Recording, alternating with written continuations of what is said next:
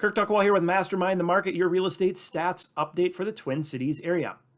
Well, you have time to think. What am I talking about here? Well, for buyers, if you go back just a couple of months, you might get into a house and you'd have to make a snap decision within a couple hours or maybe even just minutes after seeing the home and decide if you want to make an offer or not. Well, we're seeing that opportunity because of more homes coming onto the market, that inventory going up, which we'll talk about in a second. We're seeing that days on market extend. So how do you take advantage of this? Well, instead of having to make that very quick decision within minutes or hours, you can actually take time to come up with your strategy. So the first thing is figuring out, do you actually want to make an offer on the house? Take a couple hours to think about that. Because honestly, at the end of the day, if you need to sleep on it, you're probably not going to sleep in it, and it's probably not the right house for you.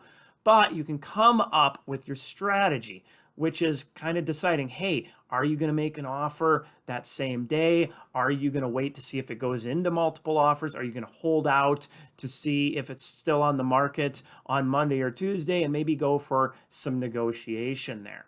So you have time to think now, which is a benefit to buyers out there. So why is this? What's happening in the marketplace to cause this? All right, let's dive into the data and take a look. So showings per week per listing, median sale price range, 250 to 500K is continuing to drop. And this is due to the interest rates, which we'll touch on in a second here, and the holiday weekend. So not a big surprise there to see it drop off a little bit because of that. 4.08 is where it was at average, down to 3.89. And total showings dropped off by almost 1,000, 3,390 down to 2,230. We did see a pretty big drop off last year as well because of the holiday as far as total activity, which was 4,166 down to 2,880. But that big difference is in that inventory because now there's more homes to spread out those showings. So let's take a look at some of that info. So new listings into the marketplace, it is a little bit behind where it was last year. We were at 2910 and this year 2825, but pending sales way off. 2628 last year, this year 2221. So we are still pacing ahead of last year. At the same time, week over week, up by 6.8% on inventory. If we look, though, at months supply, and so this is taking into consideration, how many buyers are out there and the affordability, all of that, how long will homes stay on the market due to the market conditions, we're at a 1.5. This is in comparison to last year's 1.3, so that's up by 15.4%. So this is what is causing the days on market to extend, is that higher inventory of homes. And as rates have risen, we've seen a lot more buyers pull themselves out of the marketplace. So talking about rates, overall, over the last few months, we've definitely seen rates rising, but we've seen some dropping back off. Overall, got up to that, and this is with points, 0.8. Without points, we were seeing interest rates closer to 6.5, and now saying down to 5.30 with points. From our resident mortgage geek, Chad Preby. He has said without any points at all on a 30-year mortgage, you're closer to 5.5%. So again, that points is bringing that percentage of the purchase price extra to help buy down your interest rate.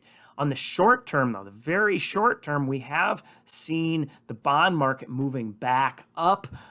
So although we made some good gains in interest rates over the last week, some of that has been lost a little bit. So where is the market overall? Looking at the market meter going back, we are at a 6.25. So on the market meter scale, that puts us right here on the precipice of a balanced market range. So we're still in that seller's market, but moving closer to that balanced market. So with that, going back to days on market, time to think about it. And for sellers, setting appropriate expectations. We're going to jump back to the info sparks here real quick.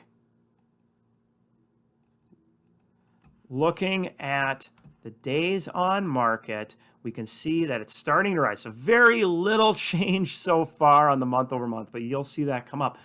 We're going to start to see that increase as we approach, like we mentioned in last week's video, a more normal market.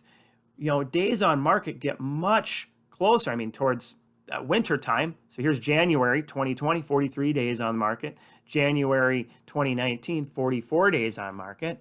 But what can you expect in the summertime? Well, you look at last year and we were like at 7 days on market, but a more normal market. And we can expect, you know, July 18 days on market, August 21 days on market. So we're going to see our market starting to shift back to what we saw that was more normal in 2017, 2018, and 2019. Hopefully you found this information valuable. As always, if you have any questions, you can reach out. Make sure you like, subscribe, share these videos, follow our page as well. Take care, be safe, and have a great week.